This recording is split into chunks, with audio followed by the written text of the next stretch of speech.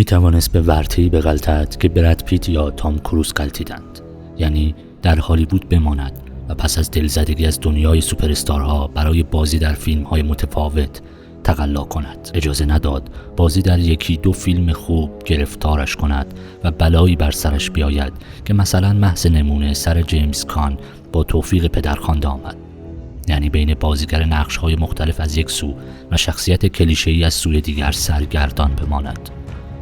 با فیلمسازهای ضد جریان از جان واترز و تیم برتون تا امیر کوستوریکا و جیم جارموش کار کرد و خیلی زود کارنامه‌ای بر جای گذاشت که آرزوی هر بازیگری در انتهای دوران حرفه‌ایش بود.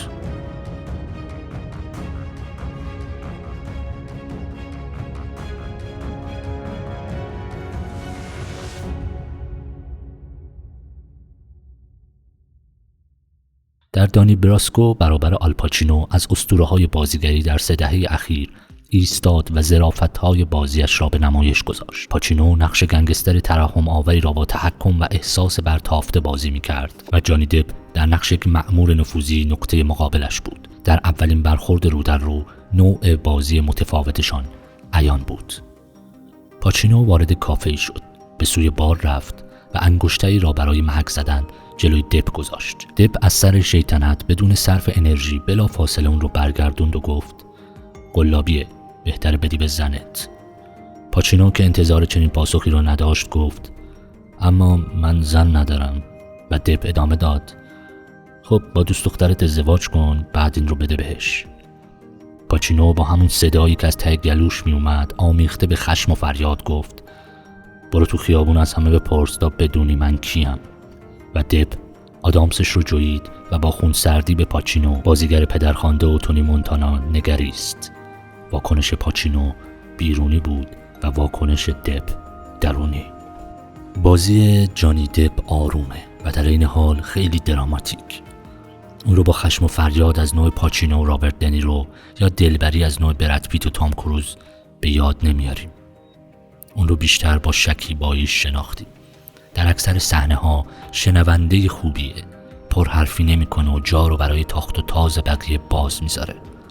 با این وصف بار دراماتیک صحنه‌ها رو با اون چیزی که توی صورتش تغییر میکنه جاری میکنه و بالا میبره. یک راز در اون وجود داره، یک رازی که با اون میتونه در عین آرامش مفرط واکنش‌های تندی هم ایجاد کنه، نوعی ایهام که تماشاگر رو به چالش میخونه. انگار تهرنگی از غم و اندوه تو بازیاش قابل تشخیصه که ما رو به کنکاش برای دلایل اون فرا میخونه. نمونه‌های شاخص این مدل رو در شکل متقدمش در بازی‌های دوران جوانی گری کوپر و آلن دلون دهه 1960 دیده بودیم. اون چیزی که بازی جانی دپ رو اصالت میبخشه اینه که احساسش رو همراه با همون ابهام بیرون میریزه و اون رو با ادا یا چیزی که احساسش رو پر آب و تاب تر بکنه به بازیش اضافه نمیکنه. نرمشی در چهرش پیداست که میتونه بدون میمیک هم هر لحظه به یک شکلی در بیاد. گاهی وقتا خیلی تراژیک و بلافاصله خنده‌دار. میتونستم رمانتیک و احساسی باشه و هم هر بار پا به عرصه کمدی میذاره با بهترین ها برابری کنه. میتونه هم رمانتیک و احساسی باشه، هم هر بار که پا به عرصه کمدی میذاره جزو بهترین ها بشه. جانی دپ رو در دنیایی با قواعد سینمای صامت هم پیدا میکنیم. بسیاری از فصل‌های رویایی آریزونا مثل فیلم‌های صامت بود و جنون امیر کوستوریکایی که با انعطاف جانی دپ ترکیب شد. اون دوتا حتی قواعد فیزیکی رو هم به هیچ گرفتن، مثل پرواز با هواپیما و سقوط روی درخت. دپ در رویای آریزونا با جری لوئیس هم بازی شد. کنارش نشست و به فیلم‌های قدیمی سیاه و سفید که رجعتی به دیوونه بازی‌های سینمای صامت بود نگاه کرد و چه ترکیب عجیبی. آیا کوستوریکا آگاهانه اون دوتا رو کنار هم گذاشت؟ دپ در آغاز بنی و جون کتابی درباره باستر کیتون در دست داشت و فصل از سر افتادن کلاه و تلاش برای نگه داشتن اون در حالی که هر بار به کلاه میرسید پاش رو چند قدم جلوتر پرتاب میکرد یکی از بهترین صحنه‌های سینمای ناطق در ستایش از کمدی‌های صامت بود. اون ابایی نداشت که صحنه معروف رقص با 2 تیکه نون چارلی چاپلین در جویندگان طلا رو تمام و کمال تکرار کنه. انرژی تمام نشدنی شخصیت ادوود با بازی اون در فیلم ادوود تکنیک بازیگران آثار صامت رو داشت. شکل ادای جمله ها با تاکید مفرط بر حرکت دهان و لب، به صورتی که میتونستیم واژه های ادا شده رو تشخیص بدیم و برق دندان ها رو ببینیم. هم نشاط آور بود، هم غم انگیز و هنوز چنین بازی دو پهلویی برای توصیف خوشخیالی ندیدیم. وقتی در بیمارستان خطاب به بلا با بازی مارتین لاندو در مورد دلیل ترک بیمارستان دروغ گفت تا دلش رو نشکنه، چشماش پر از اشک بود. بازی پرستاسی که با رویارویی چارلی چاپلین و ویرجینیا در روشنایی‌های شهر برابری میکرد. دپ هم مثل چاپلین از پوشیدن جامعه زنانه نترسید و در ادوود کلاهگیس طلایی بر سر گذاشت و اشوه مسخره‌ای رو به رخ کشید. جایی که در ادوارد دستقیچی کنار سگی غمگین روی جدول کنار خیابون نشست، میتونستیم زندگی سگی چاپلین رو به یاد بیاریم. در سراسر فیلم کمتر از 150 واژه به زبون آورد. شر و شور اون در عشق و نفرت در لاس وگاس ساخته تری گیلیام که برای دیوان بازی زاده شده ما رو به یاد فیلم‌های هال روچ میندازه. نبوغ دپ در این بود که واژه‌ها و جمله‌ها رو جدی نمی‌گرفت. با اندام و اجزای صورتش حرف می‌زد و کارش رو انجام میداد. احتمالاً کودک صفت ترین بازیگر این عصره. در این ربع قرنی که میشناسیم به شکل باور نکردنی با پشت سر گذاشتن مرز 40 سالگی هنوز جوان مونده و هنوز میتونه نقش جوانها رو بازی کنه.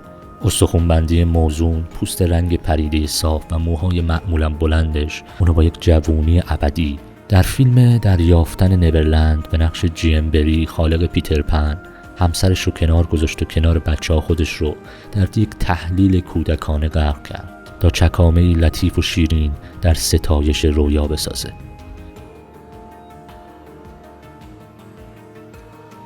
جامعه دزدان دریایی رو پوشید و با اون به شمشیر بازی پرداخت. در پاسخ کودکی که پرسید چرا بچه نداری پاسخ داد میگن فقط آدم بزرگا بچه دار میشن و من هنوز بزرگ نشدم. خود پیتر پن بود و میخواست در سرزمین رویاها گم بشه. فیلم رو بدون بازی هوشمندانه دپ که سراسر از بصیرت و نرمش بود نمیشه تحمل کرد. نقش فرزند ناقص الخلقه ادوارد دستقیچی زندگی حرفه‌ایش رو دگرگون کرد. از دل تاریکی به سوی دایان ویست اومد. چهرش رو نمیدیدیم و ترکیب ترسناکی داشت، ولی صورتش که عیان شد چشم‌های ماتم زده تکانمون داد. فرشته‌ای در کالبد هیولا بود و دلش مثل اکثر بچه‌ها پر میزد برای محبت. وینسنت میپرسید چرا اینجوری هستی و اون پاسخ داد خب کامل نشدم. فرانکشتاین عصر نو بود، با موهای بلند شانه نشده، بدون ابرو، صورت چاک خورده و انگشتانی به سان قیچی. با این وصف به شکل آزاردهنده‌ای طلب روشنی میکرد. ترس و بیم در نگاه و حرکات دپ جاری بود و احساس عدم امنیت را در غایت خود لمس میکردیم. بهترین زوجهاش در فیلم ها اونهایی بودند که حال و هوای کودکانه داشتند، زنانی که رویا زده بودند و قصه ها را میفهمیدند. اونقدر رویایی بود تا به نقش ادوود با داشتن عنوان بدترین و شلخته ترین کارگردان تاریخ خود رو با اورسن ولز مقایسه کنه، یا در شکلات جادوی شکلات‌های جولیت بینش رو بچشه. میتونست در دونخان دی مارکو خود رو عاشق ترین مرد دنیا بخونه، اون هم در برابر مارلون براندو لبخند میزد و دپ سخنرانی میکرد. دپ رو معمولاً با تگ‌گویی‌هاش به یاد میاریم، انگار همیشه با خودش حرف میزنه. این رجعت به خود بخش کلیدی بازیش بود. جیم جارموش هم مرد مرده رو به مدد همین تگ‌گویی‌ها و بازی‌های مینیمالیستی جانی دپ ساخت. اگر رویای آریزونا چه چیزی گیلبرت گریپ رو میخورد، ادوارد دستقیچی و عشق و نفرت در لاس وگاس نقدی بر آمریکای این دوران بود، مرد مرده پا به دنیای وسترن ها این ژانر کلیدی سینمای آمریکا با مؤلفه‌های تاریخی گذاشت. دپ معیاری برای سنجش نکبت و آشفتگی دنیا بود. در آغاز سفر عینکی بر چشم داشت و صدای گلوله تکانش میداد و در پایان بدون عینک طعم شلیک گلوله را هم چشیده بود. او عجیب ترین تیرانداز ژانر وسترنه که ما تا امروز دیدیم. اوایل فیلم به زنی که تپانچه‌ای در دست داشت گفت این چیه؟ و جواب شنید اینجا آمریکاست.